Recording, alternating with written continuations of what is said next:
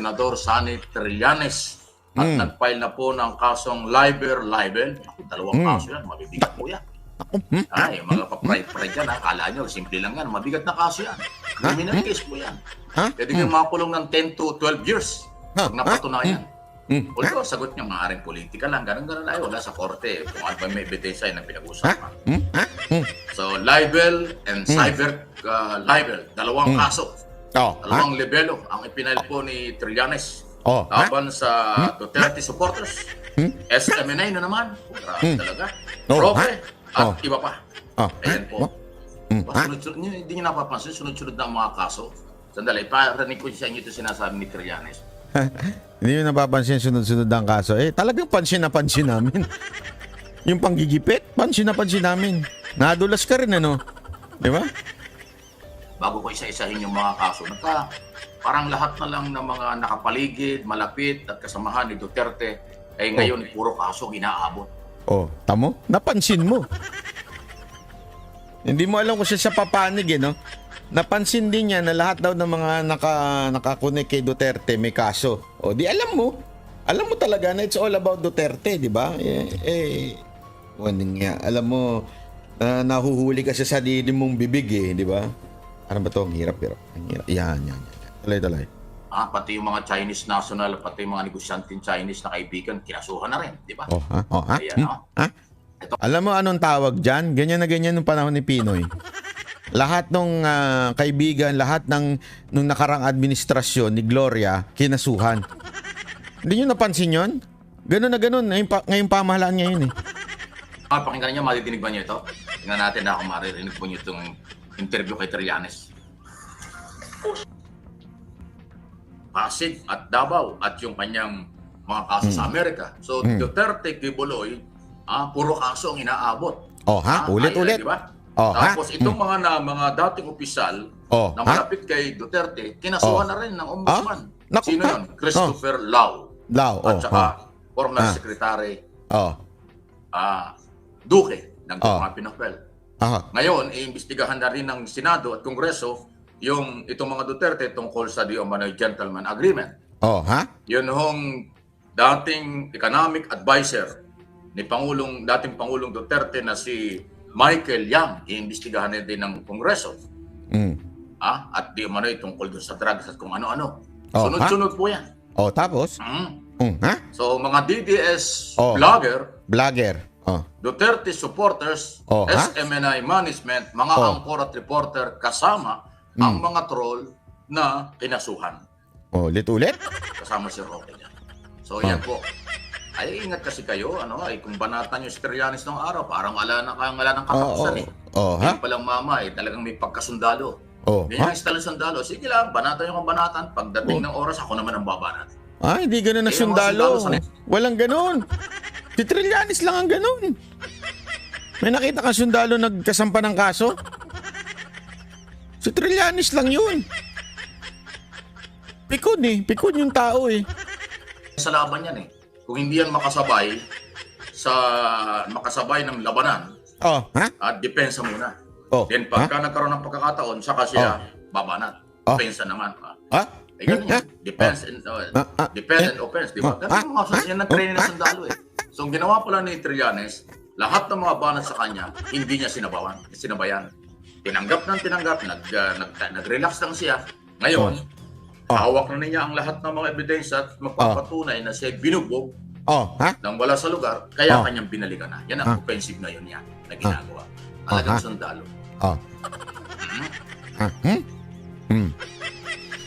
Doon po sa SMNI, nandun sa dokumento yan, hindi na ko inisa-isa Mga angkor po, mga angkor at reporter at yung troll. Kasi may mga troll ang SMNI na kanila yan. Anong araw ko pa sinasabi? May troll sila. Meron? So, hindi naman kanila lahat. Basta marami hong mga social media account ang kasama sa kinasuhan. Sabi ko sa inyo, social lang media Social lang media. Mga social media. Ni former Senador Trillanes. So, yan yung discarding militar.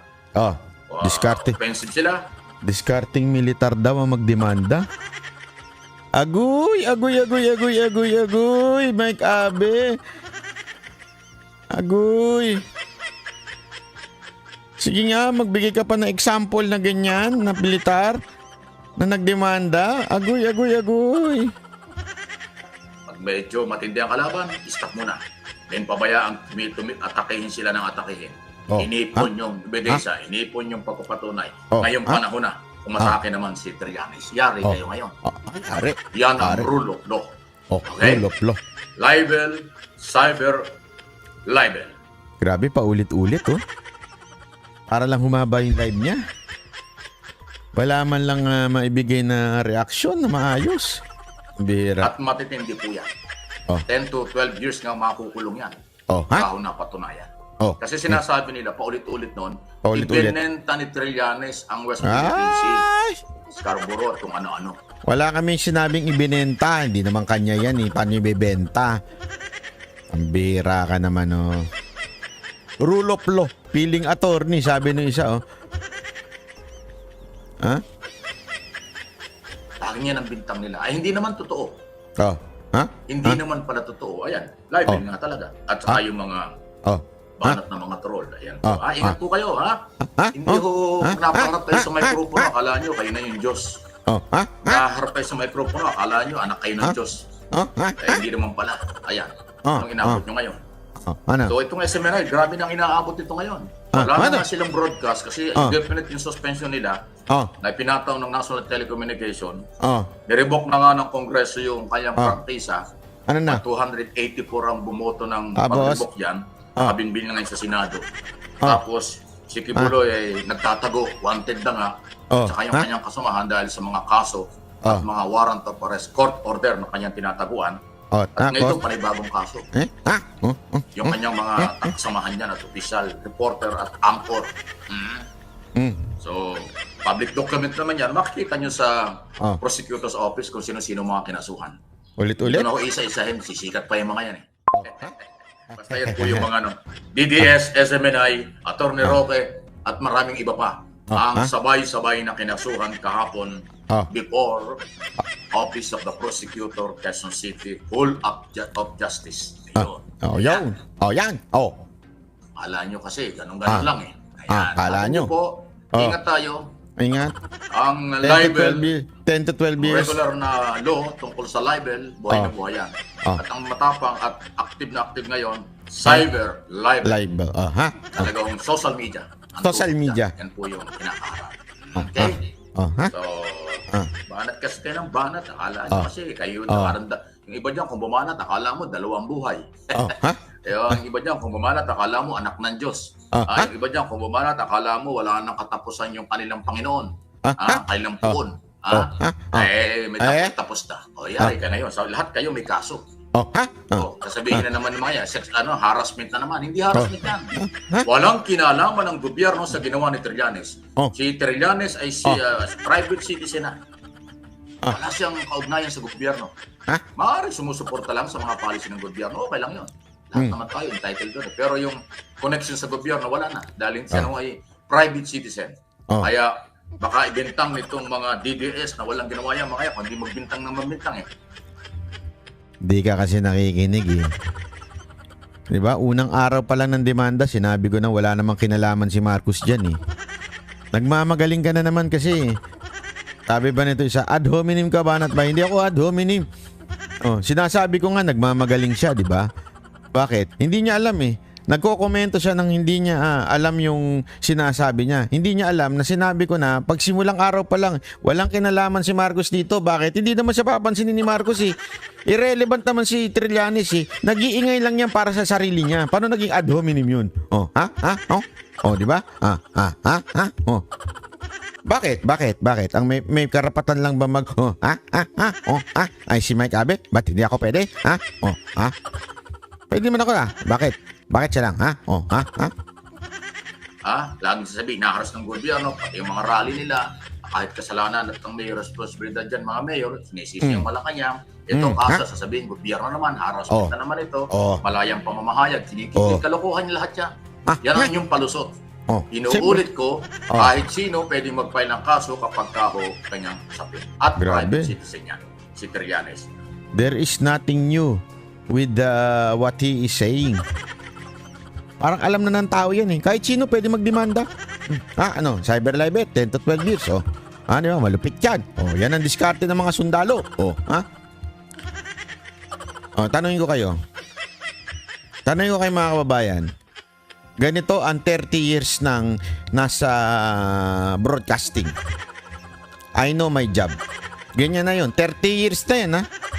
Tama ba 30 years? Correct me if I'm wrong. Ganyan na sinasabi niyang, napakatagal ko na sa trabaho na to. Alam ko na yan.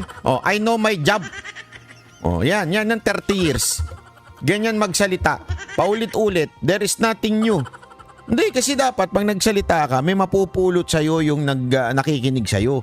Hindi yung andyan na, ano ka si Coach Jarrett? Si Coach Jarrett, ganun nagbabasa lang yan. Sana kung magbabasa lang ikaw ng pag-vlog mo, pinost mo na lang yung article na yun para basahin namin. Ano to? For the content? Magbigay ka naman ng maayos-ayos na content. Kasi, kaya naman. Pambira ka na, galing kang SMNI, wala ka natutunan. Wala, as in wala, na kinalaman ang gobyerno sa galaw ni Trillanes. Ayan, para naintindihan. Sunod na ating pag-usapan, eto na. Ayaw na ng tao kay Senador Bato. Ayan. Naku, nag-conclude ka agad siya, ayaw na ng tao kay Senator Bato. Anyway, tapusin na muna natin dito. Bukas na. Meron pa ako i-discuss dito, pero bukas na yun kasi sumakit yung ulo ko dun, Ang haba-habang ganun, Diba? Yun na yun. Yun na yung topic niya. Alam mo, sabi ko sa inyo, pwede rin kayo mag-vlog eh. Magbasa lang kayo ng ganun, Mantakin mo, binasa lang niya. Dinimanda to si Banat Bay, si Roque. Kita mo, ganyan ang galaw ng mga sundalo. Di ba? Ang cyber libel. 10 to ano yan, di ba? Kahit sino, pwede magdemanda ng cyber libel. Ganito, ano yan kasi, banat kayo ng banat. Di ko na kayo pangalanan, banat kayo ng banat. Puro ganun Nabasag yung ano ko doon, salamin ko. Pinatok ko yung cellphone ko, pambira. Kasi nga, alam mo, mga kababayan, ganito lang yan Ganito lang kasimple ho yan. Ang problema sa mga ganitong vlogger, hindi ho sila nakikinig ng vlog ng iba, tapos komento ng komento. Kaya nga po tayo, di ba, paulit-ulit ko sinasuggest sa inyo, manood kayo kahit yung oposisyon, yung kaiba ng inyong pag-iisip, opinion, panoorin ninyo para makita ninyo and be open. Yun yung lagi ko sinasabi sa mga kababayan natin. Always be open. Wag ho kayong basta sinabi lang kasi ni vlogger ganito, kaya paniniwalaan na namin. Hindi. Pakinggan ninyo lahat.